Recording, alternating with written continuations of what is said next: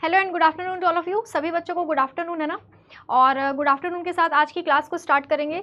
और class start करने से पहले देखो, रिवीजन पहले कर लिया करो फिर ही आया करो क्लास में। तो तुम लोग को क्या है ना, बल्क में चीज़ें पढ़ने की ज़रूरत नहीं पड़ेगी, समझ रहे हो।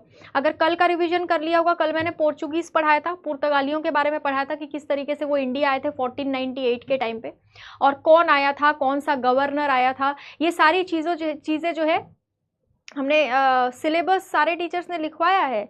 चलो ठीक है, तो मैं ना कल सिलेबस लिखवा दूंगी, कोई इशू नहीं है, उसमें क्या है। सिलेबस मैं भी लिखवा दूंगी, उसमें क्या है। बाकी सिलेबस तो तुमको पीडीएफ फॉर्म में मिल ही जाता है, लेकिन अगर तुम कह रहे हो कि सिलेबस लिखवाना है तो मैं लिखवा दूंगी, उसमें कोई दिक्कत नहीं है मुझे, है ना। कल मैं करवा दूंगी उसको, ठीक है। चलो आज अपन पढ़ लेते हैं, कल सिलेबस हो जाएगा, है ना। देखो, अराइवल ऑफ यूरोपियंस हम लोग पढ़ रहे हैं। कल हमने पोर्चुगीज पढ़ा है। राधे राधे बेटा, ठीक है। कल अपन कर लेंगे सिलेबस, कोई इशू नहीं है उसमें, है ना। वो तो 10 मिनट का काम है अपना सिलेबस डिस्कस करना, ठीक है। चलो देखो, यहाँ पे कल को लेकर कोई डाउट है तो वो पूछ लो पहले। कल के लेक्चर को लेकर कोई डाउट है तो पूछ लो, है ना। राधे राधे बेटा और गुड आफ्टरनून सभी को, भाई बहन, है ना, सभी को जय हिंद। चलो मेरे को फटाफट से ये बता दो, कल के लेक्चर से रिलेटेड कोई डाउट है कि नहीं। कल हमने पोर्चुगल्स के बारे में पढ़ा था, ठीक है।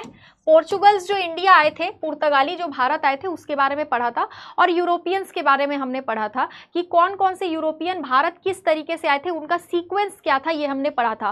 पहले कौन आया, उसके बाद कौन आया, उसके बाद कौन आया, मतलब 5 जो यूरोपियंस थे अलग अलग कंट्रीज से वो इंडिया आए थे, वो हमने देख लिया था सीक्वेंस वगैरह। और हमने पुर्तगालियों के बारे में पढ़ा था। हमने क्या पढ़ा था कि इन लोग भारत में अपना नेवी स्ट्रॉन्ग कर रहे थे, समुद्री क्षेत्र को ज्यादा कंट्रोल करने की ये लोग कोशिश करते थे, ठीक है। समझ गए, है ना।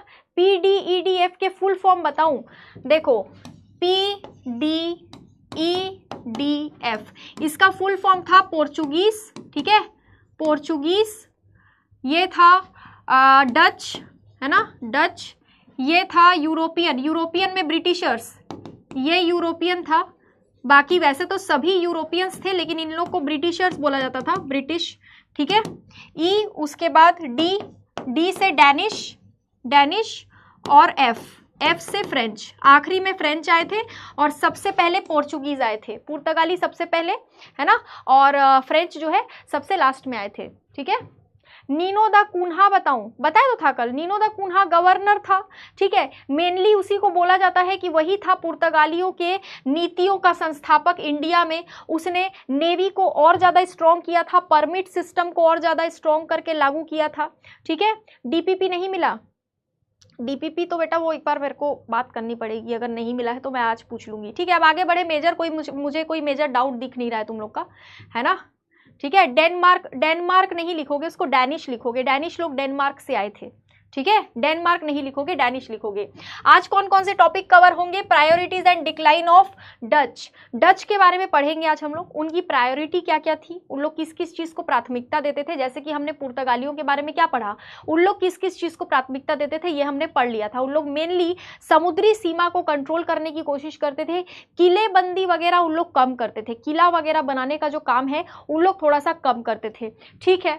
अंग्रेजों का आगमन, गवर्नर्स के बारे में बताओ, कल बताया तो कल की क्लास नहीं ली क्या तुमने, क्या नाम है तुम्हारा, अंकित, कल की क्लास नहीं ली।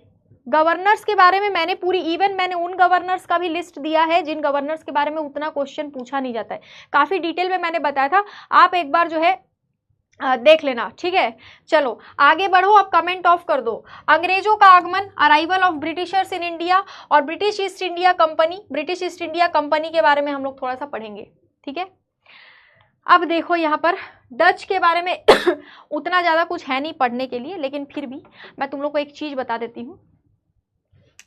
डच की प्राथमिकताएं अगर तुम देखोगे ना, अब बोलोगे मैडम एक बात बताओ, डच की प्राथमिकता जो हम लोग पढ़ रहे हैं इसमें इन लोग जो डच लोग थे, एक सेकेंड मैंने, हाँ पहले डच का आगमन देखते हैं, उसके बाद प्राथमिकता देखेंगे। कल मैंने तुमको एक पॉइंट बताया था डच ईस्ट इंडिया कंपनी के बारे में, ठीक है। अब तुम लोग क्या कहते हैं, वास्को डिगामा हिस्ट्री को कितने में भी बांटा गया है। एक बात बताओ तुम लोग, मैंने तुम लोग को कल बोला था ना कि जो स्लाइड पढ़ेंगे उस स्लाइड से रिलेटेड डाउट पूछना। स्टार्टिंग में मैंने तुमको 2-3 मिनट का समय से दिया था कि डाउट पूछ लो कल से रिलेटेड।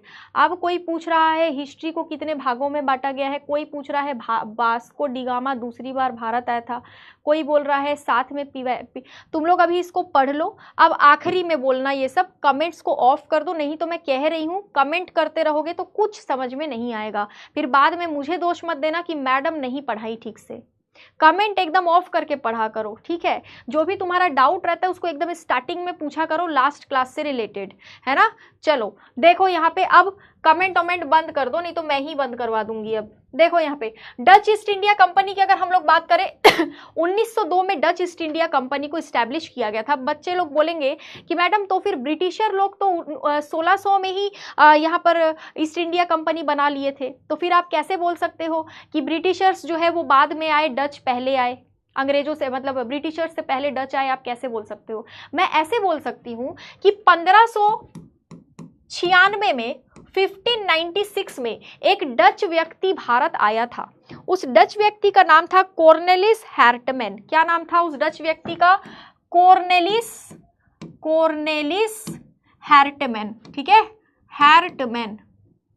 ये भारत आया था, समझ गए। कॉर्नेलिस, अच्छे से पढ़ो ध्यान से, बाद में कमेंट करना। कॉर्नेलिस हैर्टमैन ये डच था। डच लोग कहाँ से आए थे? नीदरलैंड से आए थे। कहाँ से आए थे? नीदरलैंड से आए थे, ठीक है। ये कहाँ से आया था? नीदरलैंड से आया था। नीदरलैंड से आया था यानी कि क्या था? ये डच था। First person to visit India, पहला डच व्यक्ति जो भारत आया था, कॉर्नेलिस हैर्टमैन उसका नाम था। 1596 में ये इंडिया आ गया था। अब बताओ 1600 के बाद में आए थे ब्रिटिशर इंडिया में, उनसे पहले 1596 में कॉर्नेलिस हैर्टमैन आ चुका था इंडिया में। इसने इंडिया के अलग अलग जगहों में घुमाई फिराई करी, उसके बाद इसने जाके वहाँ पे बताया कि भैया यहाँ पे ना इंडिया में बहुत सारी ऐसी चीज़ें हैं जो कि तुम लोग जाके देख सकते हो। यहाँ पर देखो लिखा हुआ है कॉर्नेलिस डी हैर्टमैन, ये जो है पहला व्यक्ति था। मैं यहाँ पे भी लिख देती हूँ, प्रथम डच जो भारत आया। ऊपर इंग्लिश में लिखा हुआ है, यहाँ पर मैं हिंदी में लिख दे रही हूँ, ठीक है। इंग्लिश हिंदी को लेकर टेंशन मत लेना। अब बात आती है डच ईस्ट इंडिया कंपनी की। 1596 में ये इंडिया चला आया था। उसके बाद इसने बताया होगा कि भैया ऐसी ऐसी चीज़ें हैं वहाँ पर। तो उसके बाद इसकी बातों को सुनने के बाद बोला गया कि चलो यार हम एक काम करते हैं, हम लोग ना फैक्ट्री बनाते हैं, कंपनी बनाते हैं, कंपनी को इंडिया में सेट करेंगे, उसके बाद हम फैक्ट्री वगैरह बनाने लग जाएंगे और फिर हम लोग किले वगैरह भी बनाने लगेंगे, जैसा कि सब लोग सोचते थे। तो डच ईस्ट इंडिया कंपनी की स्थापना हुई 1602 में। डच ईस्ट इंडिया कंपनी, ठीक है, डच ईस्ट इंडिया कंपनी, इसकी शुरुआत कब हुई? 1602 में। ये यूरोपियन ईस्ट इंडिया कंपनी से अलग है। राधे राधे बेटा। यूरोपियन ईस्ट इंडिया कंपनी अलग था, ये डच ईस्ट इंडिया कंपनी है जो 1602 में बनी थी। यूरोपियन वाली 1600 में बन गई थी, लेकिन डच उनसे पहले इंडिया चले आए थे 1596 में। इन लोग समुद्री व्यापार के विशेषज्ञ थे, एक्सपर्ट इन मैरीटाइम ट्रेड, ठीक है, समुद्री व्यापार के विशेषज्ञ थे। इन लोग भी एकदम पुर्तगालियों के जैसे ही थे, इन लोग भी समुद्री व्यापार को ज़्यादा मानते थे यहाँ पे, ठीक है, और समुद्री व्यापार को मानते थे। और इन लोग क्या करते थे, थोड़ा सा क्या कहते हैं, ये लोग थोड़ा सा इन चीज़ों पे ध्यान देते थे कि किस तरीके से हम लोग को जो है समुद्री क्षेत्र को कब्जा करना है। समुद्री क्षेत्र को अगर हम लोग कब्जा करेंगे तो उससे हमारा क्या फ़ायदा होगा, ये सारी चीज़ों को इन लोग थोड़ा सा ज़्यादा ध्यान देते थे, ठीक है क्या। पहला डच कारखाना कहाँ पे बनाया गया था? 1605 में। 1605 में पहला डच कारखाना बनाया गया था। कारखाना यानी कि फैक्ट्री। जैसे कि यूरोपियन लोग जब इंडिया आए थे, ब्रिटिशर जब इंडिया आए थे, तो उन लोगों ने अपना पहला यूरोपियन फैक्ट्री कहाँ सेटअप किया था? सूरत में सेटअप किया था, गुजरात के सूरत में। आज का गुजरात उस समय का बॉम्बे राज्य हुआ करता था, वहाँ के सूरत में पहला फैक्ट्री सेटअप किया था, ये हमको सबको मालूम है। सेम उसी तरीके से इन लोग जब इंडिया आए तो इन लोग पहले तो ईस्ट इंडिया अपना जो है डच ईस्ट इंडिया कंपनी बनाकर आए, व्यापार वगैरह करने के लिए इंडिया आए। व्यापार करते करते इन लोग को अगर व्यापार करना है तो फैक्ट्री तो बनाना पड़ेगा ना। बिना फैक्ट्री के व्यापार कैसे होगा? इंडिया में ऐसा कोई फैक्ट्री उस टाइम पे था नहीं, क्योंकि हमारे भारतीय लोग उस टाइम पे खेती किसानी ही किया करते थे। हर हर महादेव बेटा, उस टाइम पे खेती किसानी ज्यादा किया करते थे, कोई फैक्ट्री इंडस्ट्री उतना हमारे पास में था नहीं। ठीक है, मछली पालन करते थे, खेती किसानी करते थे, उससे चल जाता था हमारा। और हथकरघा वगैरह थोड़ा ज्यादा उस टाइम पे चलता था, हाथों से बनी हुई चीजों को बेच बेच के बढ़िया पैसा जनरेट कर लेते थे। इन लोग थोड़े से अलग ख्यालात के थे, एक एक करके इंडिया आ रहे थे, इन लोग को व्यापार करना था। इन लोग देख लिए थे कि इंडिया में मसाले मिलते हैं, इंडिया में सोना मिलता है, चांदी मिलता है, अलग अलग खनिज मिलते हैं, तुम्हारा माइका मिलता है, कॉपर मिलता है, दुनिया भर के खनिज वगैरह मिलते हैं। सब देख लिए थे इन लोग, तो इन लोग को व्यापार करना था इंडिया में, समझ रहे हो? तो यहां ध्यान रखना, पहला डच कारखाना इन्होंने 1605 में बनाया। एग्जाम में क्वेश्चन आने के चांसेस है। देखो मेरी बात को जरा ध्यान से सुनना, जिन टॉपिक से क्वेश्चन डिटेल में बनते हैं उन टॉपिक्स को हम लोग बहुत डिटेल में कवर करते हैं, लेकिन जिन टॉपिक्स से क्वेश्चन वन लाइनर फॉर्म में बनते हैं उनमें ज़्यादा टाइम खोटी करने का कोई फायदा नहीं है। ज़्यादा टाइम वेस्ट करके उसको बिल्कुल रगड़ के पढ़ के पागल होने का कोई सेंस नहीं बनता है। डच में से जो भी टॉपिक तुम्हारे लिए इंपॉर्टेंट है उतना पूरा तुम्हारा कवर हो जाएगा, एग्जाम में इससे बाहर नहीं जाएगा। ठीक है, अगर गया तब बोलना। चलो देखो यहाँ पे अपन डच, पोर्तुगीज इन पर ग्रंथ नहीं लिखेंगे। इन पर ग्रंथ लिखने बैठे तो 1 महीना भी कम पड़ जाएगा। अगर मैं डच पोर्तुगीज ही पढ़ाऊंगी तो भी 1 महीना भी कम पड़ जाएगा। ठीक है, चलो पहला डच कारखाना, first Dutch factory, first Dutch factory कहां पर बनाई गई थी? 1605 में मसूलीपट्टनम। मसूलीपट्टनम कहां पर पड़ता है? आज के आंध्र प्रदेश में पड़ता है। आज का आंध्र प्रदेश, यहां पर मसूलीपट्टनम पड़ता है। समझ गए क्या? यहाँ पे मसूलीपट्टनम पड़ता है, जहां पर 1605 में पहला डच कारखाना बनाया गया था। अच्छी बात है। इन लोगों ने सिर्फ मसूलीपट्टनम में ही नहीं और भी जगहों में कारखाने स्टैब्लिश किए थे। जैसा कि अंग्रेज लोग कर रहे थे, ब्रिटिशर लोग, सेम इनका भी वही रवैया चल रहा था। इंडिया में आके खाली कारखाने पे कारखाने बना रहे थे, कारखाने सेट कर रहे थे। इन लोग का बढ़िया यहाँ पे चल रहा था।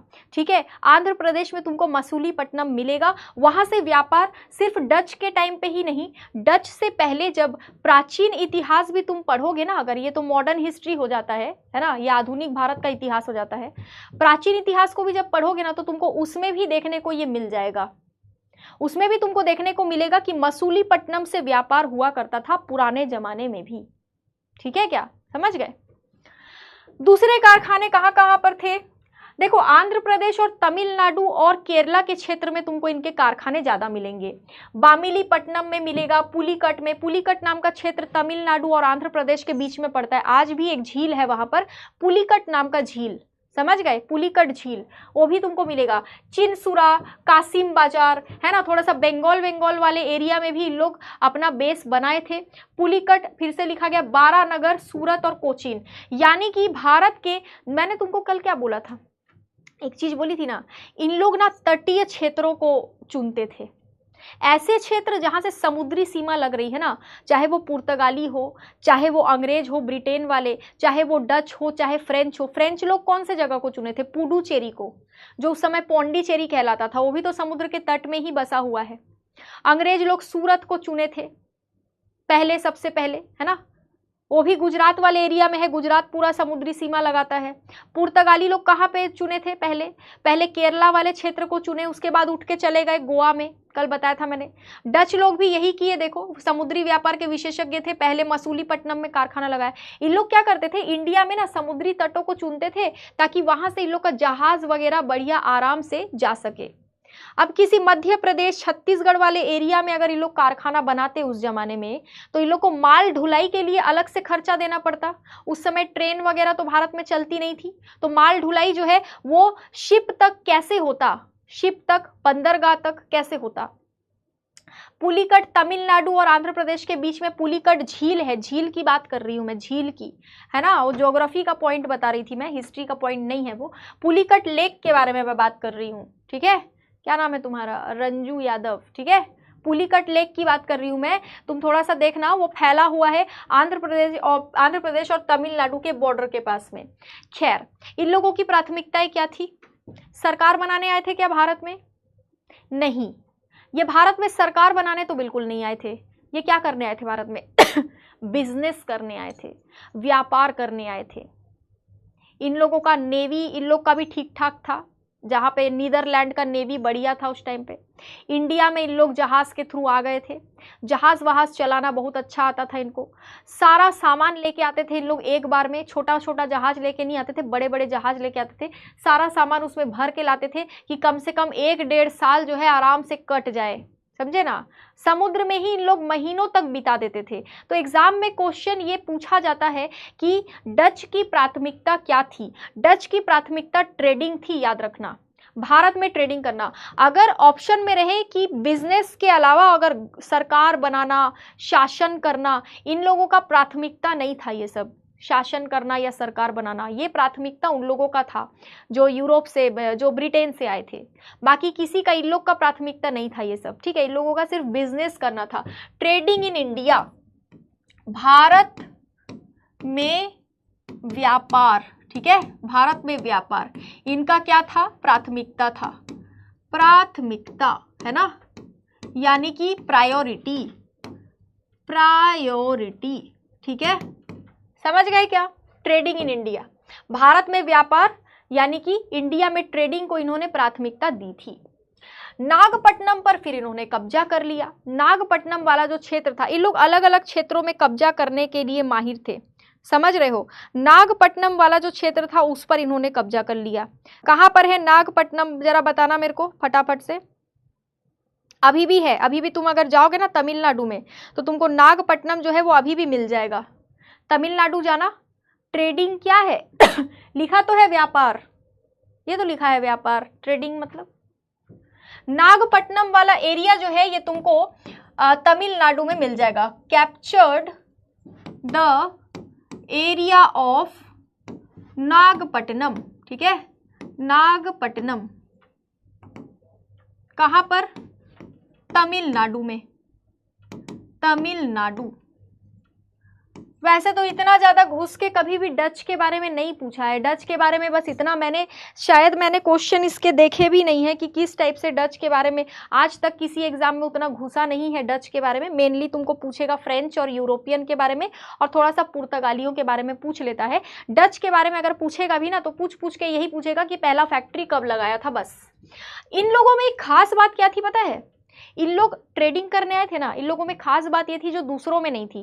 इन्होंने सिक्के बनाए थे भारत में आके, और जो सिक्के थे ना वो देवी देवताओं वाले सिक्के भी इन्होंने बनाए थे। हिंदू धर्म से जुड़े देवी देवताओं से रिलेटेड सिक्के भी इन्होंने बनवाए थे। बहुत सारी बुक्स में दिया हुआ है, अगर तुमने हिस्ट्री की अलग अलग बुक पढ़ी है तो तुम्हें पता होगा, हमने पढ़ी है तो हमें मालूम है। तो यहाँ पे देखना, इन्होंने भारत के अलग अलग जगह में टकसाल बनाए थे। अभी फिलहाल भारत के 4 जगहों में तुमको टकसाल मिलेंगे। टकसाल यानी कि जहां पर सिक्के बनाए जाते हैं।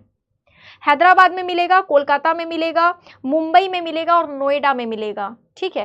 ये 4 जगहों में सिक्के बनाए जाते हैं। उस समय भी इन लोगों को व्यापार भारत में करना था, और भारत में अगर व्यापार करना था तो सिक्के तो चलाने पड़ेंगे। उस समय पे ऐसा कोई हमारा उतना कोई मशहूर सिक्का था नहीं जो इन लोगों के काम आ जाए। तो इन लोगों ने टकसाल बनाया था। कहां कहां पर बनाया था? मिंट, कॉइन मिंटिंग के लिए ये बनाया था इन्होंने नागपट्टनम में, जिस एरिया को इन्होंने कैप्चर किया था, ठीक है। नागपट्टनम तमिलनाडु में पड़ता है, ये तमिलनाडु में।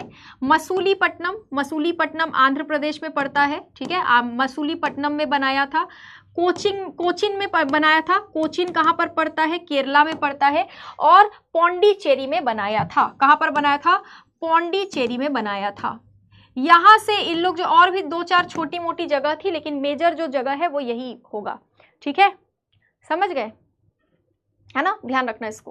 किस चीज का कारखाना था? इन लोगों का हर चीज का था।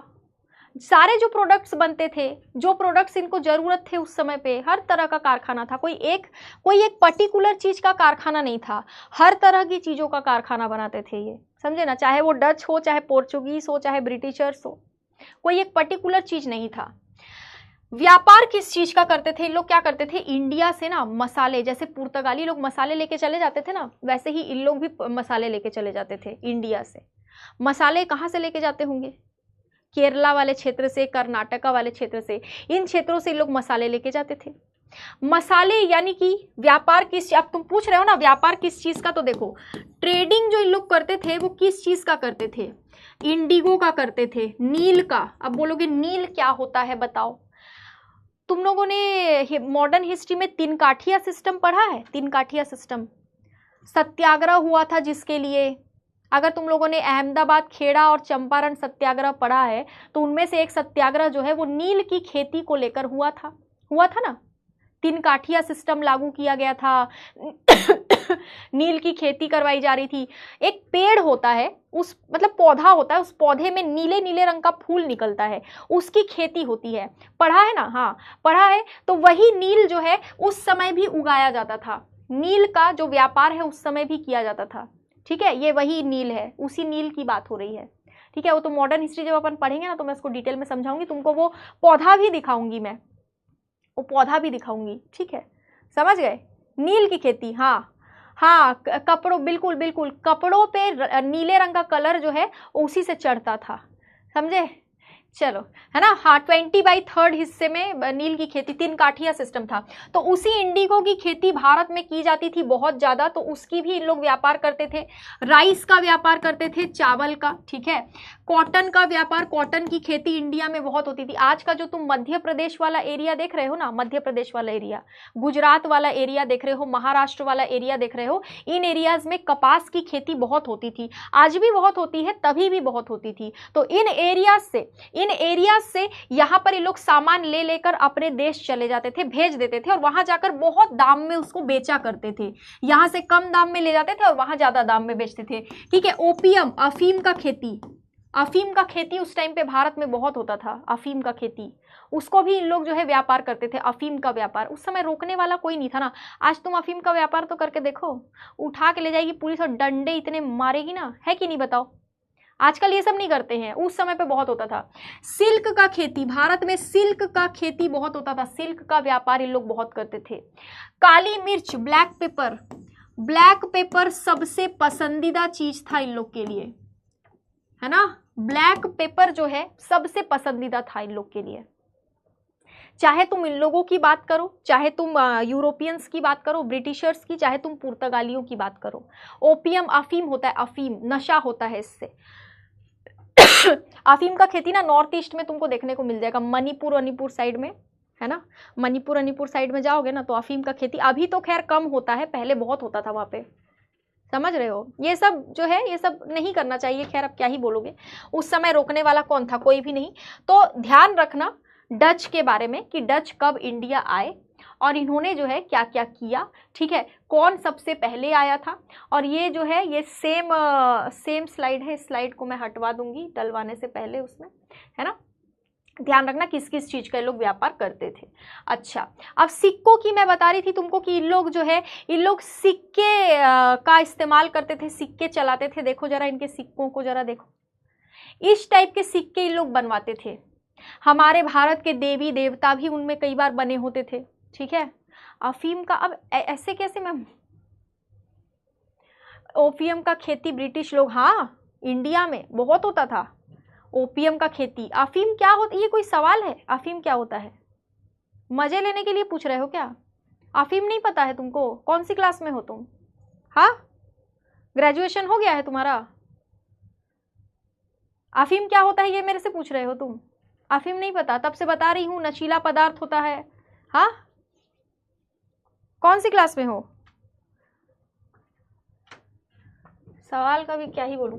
देखो इस टाइप के सिक्के लोग, देखो यहाँ पे शेर वेर बना हुआ रहता था, इवन क्या कहते हैं तुम्हारा देवी देवता भी बने हुए रहते थे। थोड़ा सा ध्यान रखना इसको, है ना, अगर पूछा जाए ना एग्जाम में कि भैया कौन से ऐसे यूरोपियन थे जो लोग भारत में आकर देवी देवताओं वाले सिक्कों को जारी किए थे, बनवाते थे, तो वो ये थे, डच लोग थे। देखो इस टाइप के डच कॉइन्स, ये देखो डच कॉइन्स, है ना, ये देखो, ठीक है, ध्यान रखना इसको थोड़ा सा।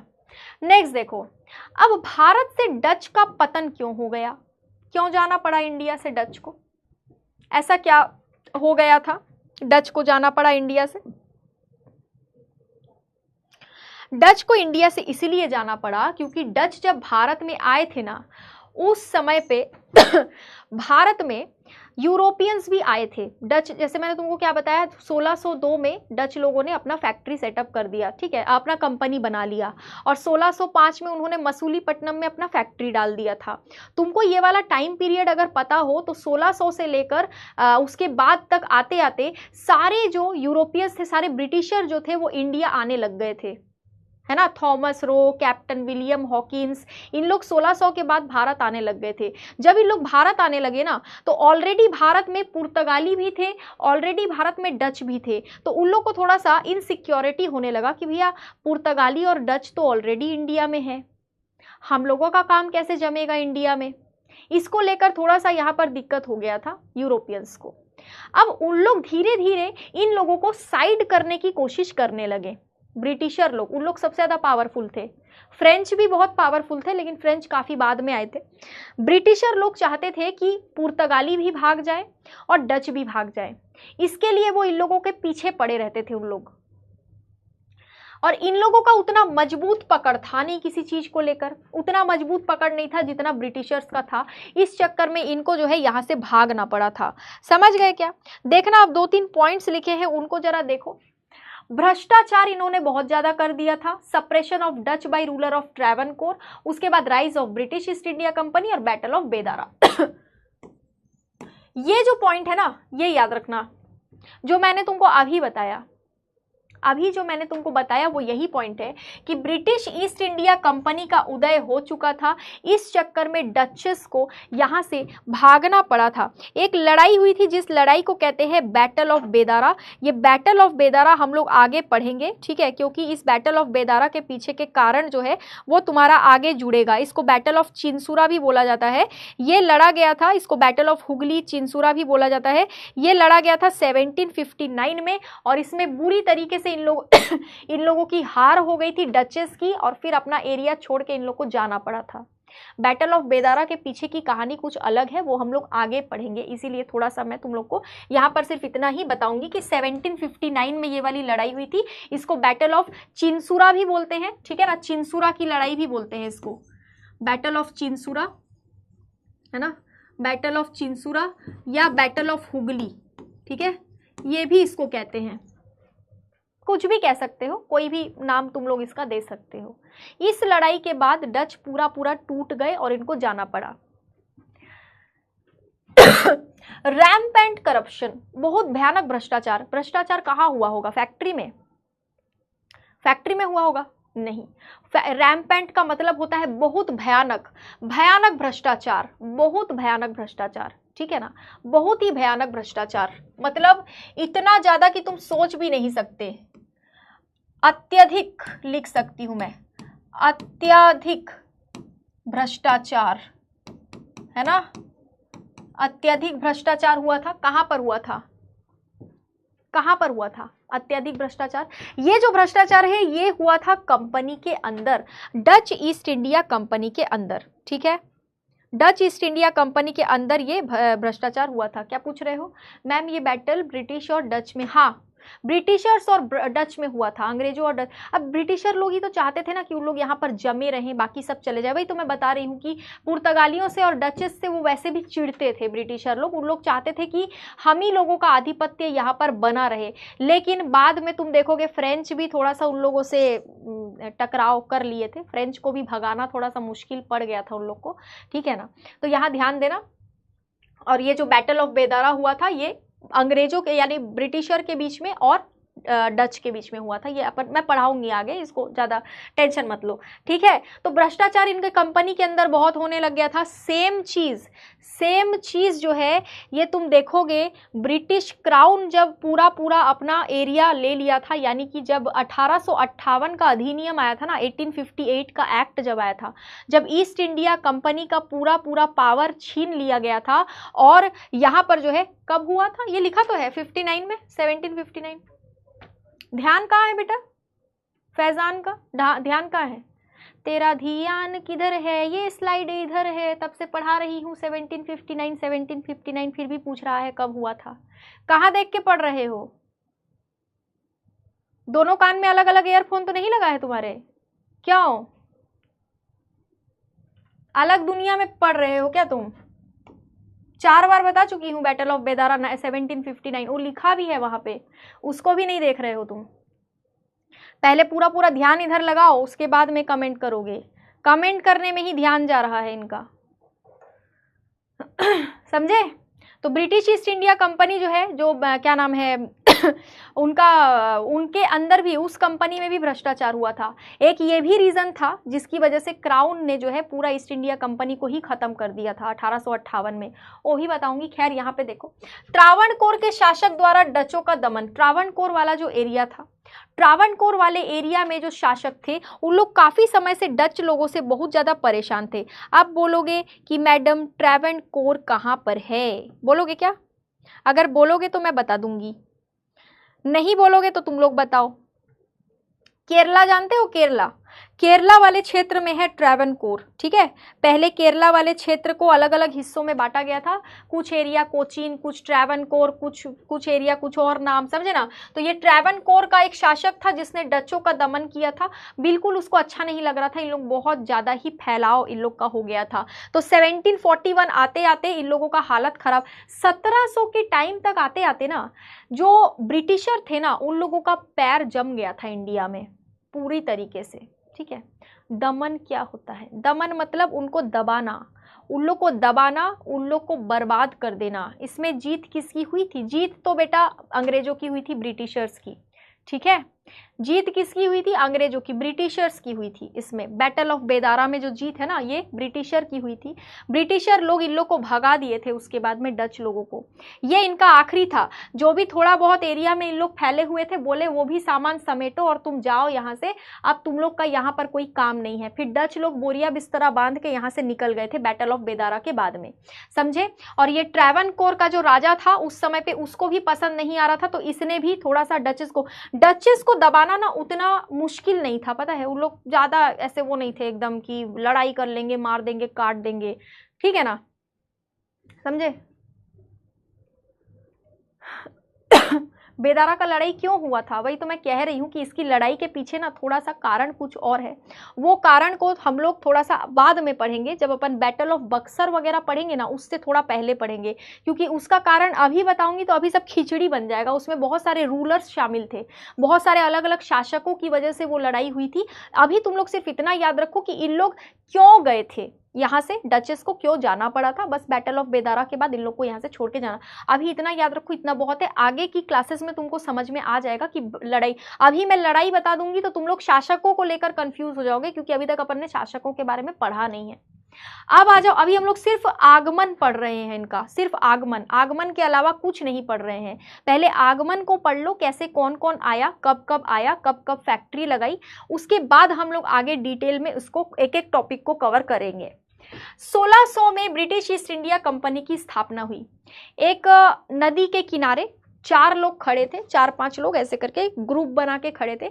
बोले कि यार चलो एक काम करते हैं, एक कंपनी बनाते हैं, हम लोगों के पास पैसा तो बहुत है, तो हम लोग एक कंपनी बना लेते हैं।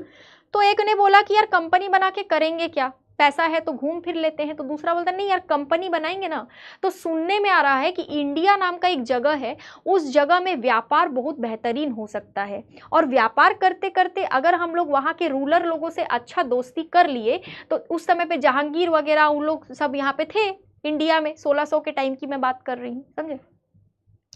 वहाँ के शासकों से अगर हम लोग थोड़ा सा अच्छा अपना रिलेशन बना ले, तो हमको वहाँ पर बहुत सोना चांदी भी है, बहुत हीरे जवाहरात है, बहुत पैसा है वहाँ पर, तो वो भी हमको मिल सकता है। तो 4 लोगों ने मिलकर एक नदी के किनारे खड़े होकर यहाँ पर जो है बढ़िया प्लानिंग किया, और बन गया रातों रात एक कंपनी। ये जो कंपनी था इसका नाम था ब्रिटिश ईस्ट इंडिया कंपनी। 1600 से जो इन लोग का नाटक चालू हुआ था, वो नाटक इनका 1947 में खत्म हुआ था। थैंक यू बेटा शक्ति।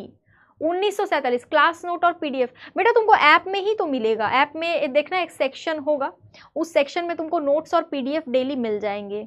तुम लोग ऐप को ना थोड़ा सा अच्छे से एक्सप्लोर करो, ऐप की एक एक चीज़ों को देखो, तुमको नोट्स पीडीएफ सब एक ही जगह पे मिल जाएगा, ठीक है। और नहीं समझ आएगा तो मैं फिर अगली क्लास में तुम लोग को समझा दूंगी कि कैसे मिलेगा। तो 1600 में इन लोग बढ़िया आए, बोले कि ब्रिटेन की सरकार से बोले, ब्रिटेन में सरकार का जो पूरा का पूरा बागडोर है ना, तो भारत के लोग कहाँ थे? भारत के लोग भारत में थे, उन लोग क्यों जाएंगे कहीं? ये तो ब्रिटेन से आए थे ना, ब्रिटेन में खड़े होकर इन लोगों ने कंपनी बनाई थी। कंपनी तो बन गई, अब बोले कि हमको वहाँ पे जाकर जो है रूलर क्या होता है? रूलर मतलब शासक होता है, शासक जो शासन करता है ना किसी एरिया में, वो होता है रूलर। अभी लोगों ने कंपनी बनाई, बोला कि चलो यार सरकार से परमिशन मांग लेते हैं। अब वहाँ पर सरकार किसके कंट्रोल में रहता है? ब्रिटेन में आज भी राजा और रानी के कंट्रोल में, ब्रिटिश क्राउन के कंट्रोल में। क्राउन के साथ में उनको बात करनी पड़ी कि भैया हम सोच रहे हैं कि इंडिया में जाके व्यापार करें, तो तुम हमको क्या दोगे? उन्होंने बोला तुम्हें क्या चाहिए? पार्लियामेंट में भी बात हुई इस बारे में, वहां के संसद में भी बात हुई, प्रधानमंत्री बैठे थे, साथ में ब्रिटिश क्राउन के साथ में भी बात हुई। ब्रिटिश क्राउन ने बोला दे दो इनको फरमान कि जाओ भैया करो व्यापार, वहां पर पैसा वैसा कमाओ, फायदा तो हमारा ही होगा, सामान तो हमारे ही देश में आएगा। लेकिन क्राउन की बात को सुनने के बाद वहां के जो प्रधानमंत्री और बाकी के जो भी मिनिस्टर थे, उन लोगों ने बोला कि यार वो तो ठीक है, लेकिन इन लोगों को थोड़ा सा हमको भी तो कुछ हिस्सा देना पड़ेगा ना, कि तुम वहां पे इतना कमा रहे हो तो हमको क्या मिलेगा? तो ये कंपनी वाले बोले हम देंगे ना, हम वहां से चीजों को लेके आएंगे, हम यहाँ पे उसको बेचेंगे ज्यादा दाम में, और जब हम उसको बेचेंगे तो फायदा तो हमारे अर्थव्यवस्था को ही होगा। ठीक है ना, समझ गए? तब फिर कंपनी को परमिशन मिल गया कि हाँ ठीक है जाओ। ब्रिटिश क्राउन ने भी परमिशन दे दिया, और रानी थी वहां पे, उसने भी परमिशन दे दिया, क्राउन ने, और ब्रिटेन की सरकार ने भी बोल दिया कि ठीक है। मोस्ट वेलकम बेटा आसिफ।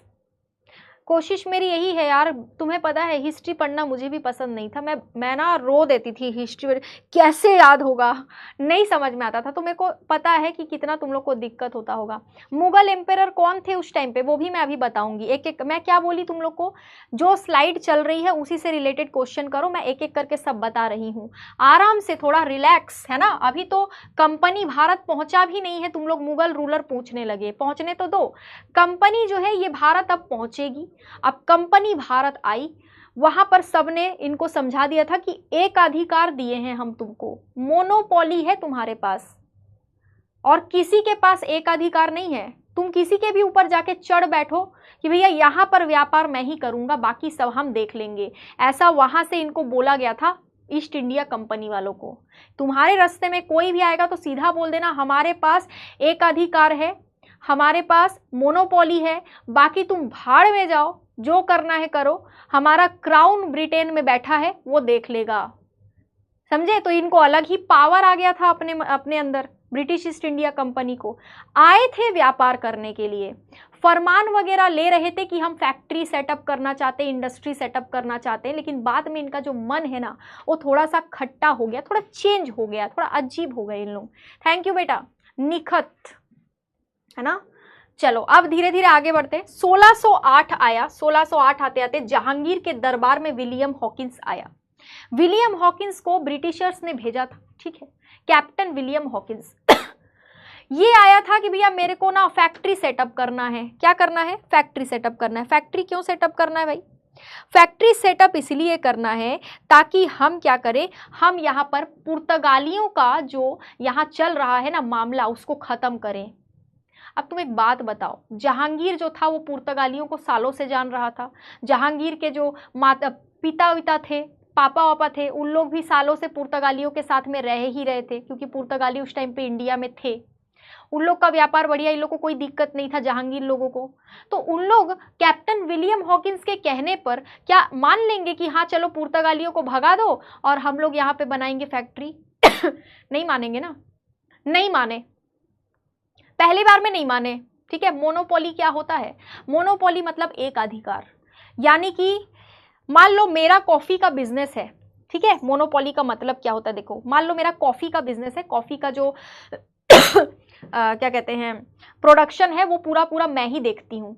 मेरे एरिया में आके कोई भी इंसान कॉफी का प्रोडक्शन नहीं करेगा, क्योंकि मोनोपोली है मेरी।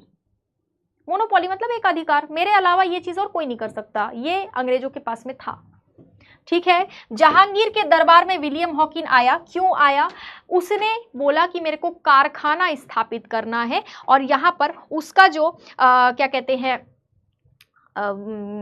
रिक्वेस्ट था वो रिजेक्ट हो गया, रिक्वेस्ट रिजेक्ट हो गया। जहांगीर ने रिजेक्ट क्यों किया पता है?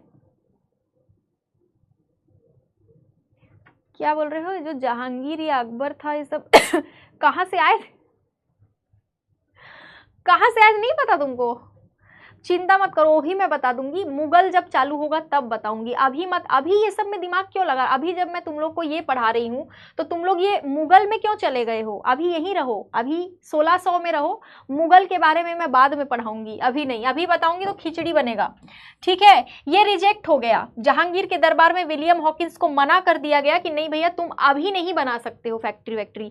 क्यों किया गया? क्योंकि पुर्तगालियों ने अपोज कर दिया था। जो पुर्तगाली थे ना, उनको पता चल गया था कि जहांगीर जो है, जहांगीर के पास में आ गया है विलियम हॉकिन और ये यहाँ पर बिजनेस करने के लिए, फैक्ट्री बनाने के लिए परमिशन मांगने आया है। तो उन पुर्तगालियों ने भड़का दिया था जहांगीर को और जहांगीर के साथियों को।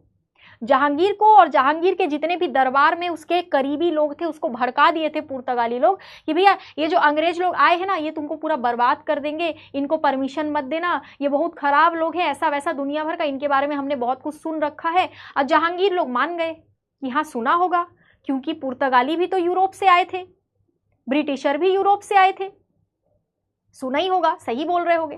पहली बार में रिजेक्ट हो गया इनका रिक्वेस्ट कि नहीं भैया तुम कोई फैक्ट्री वैक्ट्री नहीं लगा सकते, तुम जाओ यहां से। इन लोग हार नहीं माने। फिर से 1613 में तुम देखोगे यहां पर जो है इनके द्वारा एक पर्सन को भेजा गया और फिर यहां पर क्या हुआ, इनको फैक्ट्री सेटअप करने का मौका जो है वो मिल गया। समझ गए? ठीक है। अंग्रेजों ने वैसे तो 1611 में ही अपना जो फैक्ट्री है उसको सेटअप करने का पूरा पूरा प्लान कर लिया था, 1611 में, है ना। हाँ, विलियम हॉकिंस क्या कहते हैं, ईस्ट इंडिया कंपनी से रिलेटेड काम के लिए पहला पर्सन था जो इंडिया आया था, ईस्ट इंडिया कंपनी से रिलेटेड काम के लिए। ठीक है। अब आता है तुम्हारा 1612। 1612 से 1613 के बीच में थॉमस रो भारत आया। थॉमस रो भारत आया, ठीक है, भारत आए। अब ये किससे मिला होगा? जहांगीर से मिला होगा, ठीक है। जहांगीर से मिला होगा और जहांगीर से मिलके इसने क्या बोला होगा? इसने बोला होगा कि भैया हमको परमिशन चाहिए। किस चीज के लिए परमिशन चाहिए? हमको फैक्ट्री सेटअप करने के लिए। तो भैया उस समय तक काफी 2-3 साल हो भी चुके थे, है ना, मतलब काफी साल हो चुके, देखो 4-5 साल हो चुके थे। तो फिर जहांगीर भी बोला ठीक है यार। रिटर्न पीडीएफ कहाँ बेटा पीडीएफ का सेक्शन है एक, देखो नोट्स का सेक्शन होगा तुम्हारे इसमें, उसी में मिल जाएगा, है ना। Thomas Roe came to India in court of Jahangir. भारत आकर किससे मिला? ये जहांगीर से मिला। और बढ़िया, जहांगीर से मिलने के बाद में जो है इसने मांग ली परमिशन और जहांगीर ने इसको परमिशन दे दी। ठीक है, थॉमस रो समझ गए क्या? ध्यान रखना, इसको एग्जाम में क्वेश्चन बन सकता है, ठीक है, इससे रिलेटेड। अब अगर पूछा जाए कि बताओ भाई इसका जो पहला फैक्ट्री था ये कब सेटअप किया गया? एक बैटल ऑफ सूरत हुआ था जिसमें थॉमस रो ने पूरा हरा दिया था पुर्तगालियों को, जिसके बाद जहांगीर ने इनको परमिशन दिया था। पहला फैक्ट्री 1613 में यहाँ पर जहांगीर ने सूरत में बनाने का इनको अनुमति दे दिया था। जो कैप्टन विलियम हॉकिंस था ना वो थोड़ा शांत था, लेकिन थॉमस रो शांत नहीं था। ठीक है, थॉमस रो शांत नहीं था। जब उसको पता चला ना कि विलियम हॉकिंस को इसीलिए सूरत में फैक्ट्री बनाने का परमिशन नहीं मिला क्योंकि पुर्तगालियों ने भड़का दिया था जहांगीर को, तुरंत यहाँ पर थॉमस रो को भेजा गया। वो पूरा का पूरा पुर्तगालियों से लड़ने का वो कर लिया था कि लड़ लेंगे अपन। लड़ाई भी हुई छोटी सी, उसको बैटल ऑफ सूरत कहते हैं, सूरत की लड़ाई, समझ गए। 1612 में सूरत की लड़ाई हुई जिसमें पुर्तगाली थोड़ा सा जो है शांत हो गए कि हाँ यार इन लोग थोड़ा ज़्यादा ही बंदूक लेके आ गए। अब पुर्तगाली लोग कहाँ तुम्हारा क्या कहते हैं जहाज से ट्रैवल करने वाले लोग, उन लोग को उतना थोड़ी ना था कि बंदूक लेके मिसाइल लेके घूमते रहेंगे। अंग्रेज लोग का शुरू से ही ऐसा दिमाग था, बंदूक, उसके बाद दुनिया भर का आर्म्स वगैरह लेके इन लोग वेपन लेके चलते थे, है ना, कुछ भी होगा मार दो काट दो, इस टाइप का इन लोग का शुरू से ही दिमाग था एकदम। थॉमस रो आके लड़ाई लड़ ली अपनी फौज के साथ में, इसके साथ पुर्तगालियों के साथ, उन लोग शांत हो गए। जहांगीर ने बोला जब इतना बोल रहे हैं तो चलो यार दे देते हैं इनको फैक्ट्री सेटअप करने के लिए। 1613 में सूरत में फैक्ट्री सेटअप हो गया, पहला कारखाना था ये, पहला कारखाना था। अच्छा एक क्वेश्चन और आजकल एग्जाम में मैं देख रही हूं बन रहा है, 2-3 पेपर में वो आ चुका है। क्वेश्चन ये बन रहा है कि 1611 में मसूलीपट्टनम में जो फैक्ट्री बना था वो टेम्पोररी था या परमानेंट फैक्ट्री था। मतलब क्वेश्चन ऐसे बनता है कि भारत का पहला परमानेंट फैक्ट्री कहां पे स्टैब्लिश किए थे ब्रिटिशर लोग। तो परमानेंट फैक्ट्री बोलेगा ना तब सूरत को लगाना, स्थायी फैक्ट्री था ये। लेकिन जब बोलेगा ना कि अस्थायी फैक्ट्री सेटअप कब किया गया था और ऑप्शन में अगर सूरत नहीं रहेगा तो मसूलीपट्टनम लगाना। 1611 में मसूलीपट्टनम में एक फैक्ट्री बनाए थे इन लोग, लेकिन वो टेम्पोररी था, वो ज़्यादा चला नहीं, इसलिए उसका नाम उतना पूछा नहीं जाता है। अगर तुम लोग यूपीएससी वगैरह की तैयारी करोगे ना तो यूपीएससी में तुम लोग को थोड़ा सा ये पढ़ना पड़ेगा। नॉर्मली तुम लोग अगर रेलवे या फिर एसआई या फिर तुम लोग अगर क्या कहते हैं डीएलएड वगैरह की तैयारी करो तो इतना घुसने का जरूरत नहीं है। तो तुम लोग ये सूरत ही पढ़ो, ये परमानेंट फैक्ट्री था, पहला परमानेंट फैक्ट्री। मसूलीपट्टनम वाला कारखाना बहुत ही अस्थायी फैक्ट्री था, समझ गए, बहुत ही अस्थायी था वो, उसका कोई उतना महत्व था नहीं। लेकिन जब अपन लोग बड़े बड़े एग्जाम्स की तैयारी करते हैं तो हम लोग को थोड़ा सा पढ़ना पड़ता है, ठीक है। ध्यान रखना इसको भाई। पुर्तगालियों से इनका इतना ज़्यादा हो गया था कि पुर्तगाली लोग लास्ट में भाग गए, वो भी बताऊंगी मैं क्यों भागे। मतलब कुछ लोग भाग गए थे और इन लोग अंग्रेज लोग उन लोग को इतना दबा दिए थे ना कि लास्ट में क्या कहते हैं, हाँ वो टेम्पोररी था, वो परमानेंट फैक्ट्री नहीं था। वही तो मैं बता रही हूँ, वो परमानेंट फैक्ट्री नहीं था कि पुर्तगालियों को पूरा का पूरा बॉम्बे नाम का जो राज्य था वो दहेज में देना पड़ा था, ठीक है। वो क्या देना पड़ा था, दहेज में देना पड़ा था पूरा का पूरा बॉम्बे। अपनी बेटी का शादी किए थे कैथरीन का, चार्ल्स के साथ में शादी किए थे, अंग्रेज था चार्ल्स, उसके साथ पुर्तगाली राजा ने अपनी बेटी की शादी की थी, ठीक है। एसएससी एग्जाम में नहीं पूछेगा यार, इतना नहीं घुसता है वो, तो तुम सूरत ही याद रखो बहुत है। मैं तो एक्स्ट्रा पॉइंट बता रही थी बस तुमको, है ना, ठीक है। कमेंट ही ऊपर चला जा रहा है। डीएलएड के लिए पढ़ रहे हो ना तो कोई दिक्कत नहीं है, तुम लोग इतना पढ़ लो बहुत है। मैं सोच क्या रही हूँ ना कि तुम लोग को थोड़ा सा एक्स्ट्रा पॉइंट भी बताते चलूँ, क्या पता एग्जाम में पूछ ले, है कि नहीं। वैसे इतना नहीं घुसता है तो भी बता दे रही हूँ मैं, नोट करें। जैसे मैंने कल डिस्कस किया था, पुर्तगालियों ने सबसे पहले गोवा में सती प्रथा को बैन किया था, है ना। क्वेश्चन आंसर लगाइए, क्वेश्चन आंसर मैं क्यों लाऊं बेटा, क्या नाम है तुम्हारा, नंदनी कुमारी। क्वेश्चन आंसर तुमको डीपीपी क्विज के फॉर्म में मिल रहा है, डेली मिल रहा है, वो तुम चेक करो। यहाँ तो थ्योरी के लिए क्लास ले रहे हो ना तुम, थ्योरी पढ़ना है ना तुम्हें, तुमने कोर्स परचेज थ्योरी पढ़ने के लिए किया है, तो मैं यहाँ पर क्वेश्चन क्यों कराऊंगी। एमसीक्यू क्वेश्चन हम लोग उसमें करते हैं, यूट्यूब वगैरह में करते हैं, और यहाँ पर जो है तुमको डीपीपी क्विज मिल जाता है तुरंत ही, ठीक है, समझ गए। डीपीपी क्विज मिल जाता है तुमको तुरंत ही, है ना। एडवांस लेवल पढ़ोगे तभी तो एग्जाम में काम आएगा। कुछ छूटा नहीं है, बस इतना ध्यान रखना, कुछ तुम्हारा छूटेगा नहीं। मैं थोड़ा सा तुम लोग को एक्स्ट्रा ही बताते हुए चलूंगी, ठीक है क्या, ध्यान रखना। बाकी आज अपन इतना ही रखते हैं, है ना, क्लास और जो भी है। और कल से मैं एक और चीज़ बोलूँगी, कमेंट पर थोड़ा कम ध्यान दो, क्योंकि तुम यहाँ पर फ्री में नहीं पढ़ रहे हो, माता पिता का पैसा गया है यहाँ पर, ठीक है, कोर्स परचेज करके पढ़ रहे हो, इसलिए कमेंट पे थोड़ा कम। यूट्यूब में तो कमेंट करते हो चल जाता है, लेकिन यहाँ पर थोड़ा सा कमेंट पे कम ध्यान दोगे, है ना, तो ही कुछ फ़ायदा हो सकता है। क्योंकि हिस्ट्री एक ऐसा सब्जेक्ट है ना बेटा, जितना पढ़ो उतना कम है।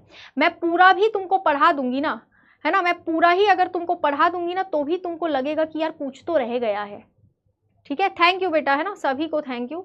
और मेरी कोशिश तो यही है यार कि इतना हाई नहीं तो नहीं आता है तो मत पढ़ो। अब डिटेल में पढ़ा रही हूँ तो बोल रहा है इतना हाई नहीं आता है, रहीम आलम, मत पढ़ो, और क्या बोलूँ।